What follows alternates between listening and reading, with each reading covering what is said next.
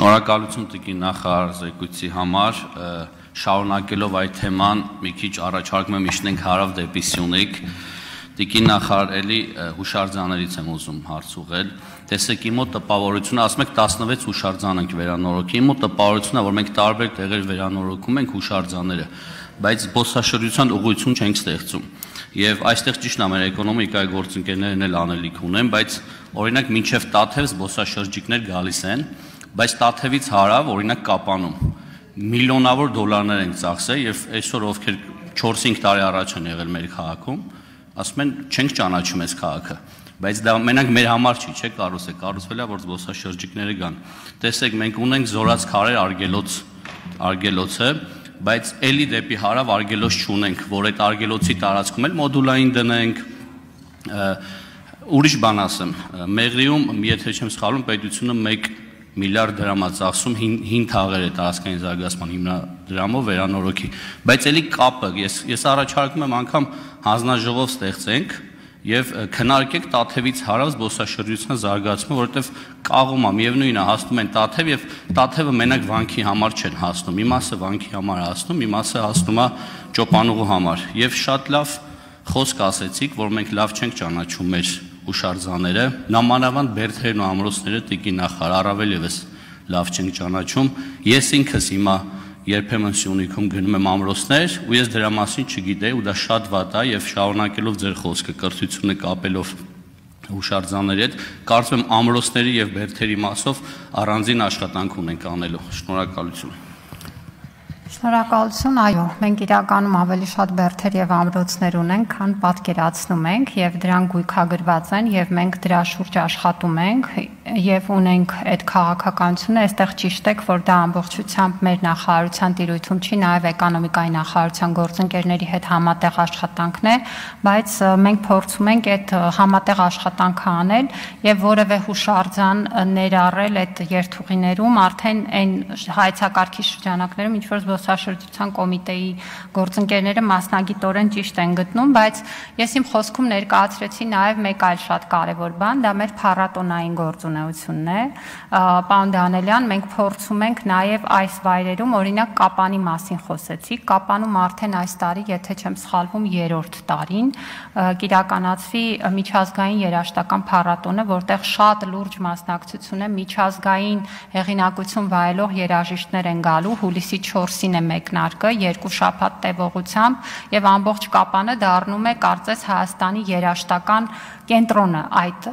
ժամանակահատվածում եւ սա նաեւ բերում է զբոսաշրջիկներ, սա նաեւ բերում է մեր քաղաքացիներին, ովքեր գուցե առաջին անգամ են Կապան մեկնում եւ այս քաղաքականությունը ունենալ կոնկրետ միջոցառում, որը կդառնա առիթ այդտեղ գալու եւ հնարավորություն կստեղծի նորից վերադառնալու, կարծում եմ մենք այս ուղղությամբ պիտի մտածենք եւ գիտեք մեր երաժշտական փառատոնը, ֆեստիվալը, որը մենք կազմակերպում ենք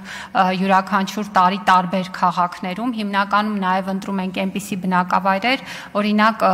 Սիսիանում էինք կազմակերպել կամ Եղեգնաձորում, որտեղ կարծես թե նման խոշոր մեծ միջոցառումներ կամ չեն արվում կամ շատ քիչ են արվում եւ դա հնարավորություն է տալիս, որտեղ զուգահեռաբար այս փառատոնի օրերին գործում են նաև երթուղիներ դեպի մոտակա պատմամշակութային վայրերը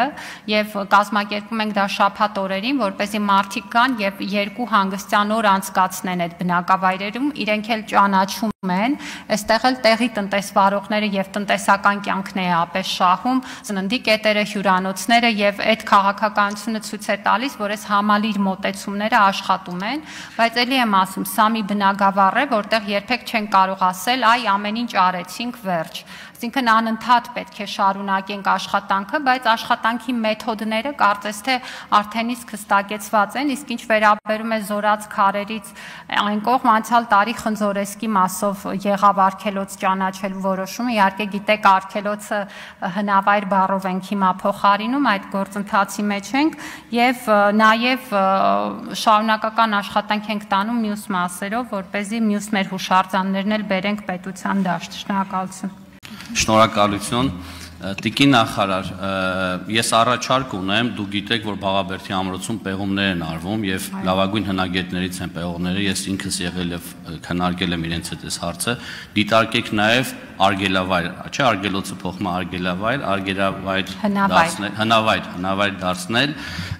ինքը Քաջարյան խոշորացված համայնքում այդտեղ կա շատ խոշոր կազմակերպություն Զանգեզուրի պլնձամոլիբդենային կոմբինատը, որ կարծում եմ կառավարության աջակցությամբ նաև նրանք միջոցներ տրամադրեն եւ այդպիսով նաև դեպի հարավ, դեպի Մեղրի եւս մի քայլ կանենք, ձեր ասած մոդուլայինը կտեղադրենք եւ ավելի ակտիվություն կլինի զբոսաշրջության իմաստով։ Փառատոնի մասին ասեմ առիթից օգտվելով այդ դեպքում Կապանի երգեհոնի մասով նորից ձեր ուշադրությունը գրավեմ, որ լուրջ վերանորոգման կարիք ունի եւ շատ կարճ դպրոցների մասով ասեմ, դուք նշեցիք ձեր խոսքում, որ շատ դեպքերում դպրոցները քանդում ենք եւ նորն են կառուցում, իսկ ինչ է լինելու այն դպրոցները, որոնք որ հիմա կան եւ շահագործման ենթակա շենքեր են։ Ես այս մասով էլի զբոսաշրջությանը անդրադառնալով առաջարկ ունեմ հետագայում դիտարկեք այն դպրոցները, որոնք որ չի օգտագործվի որպես դպրոց, եթե զբոսաշրջության նպատակով կամ արտադրական նպատակով օգտագործեն, գյուղերի մասին է հիմնականում դպրոցների խոսքը, արտոնյալ պայմաններում տանք ներդրողներին, որովհետև այդ շենքերը եթե չօգտագործվի,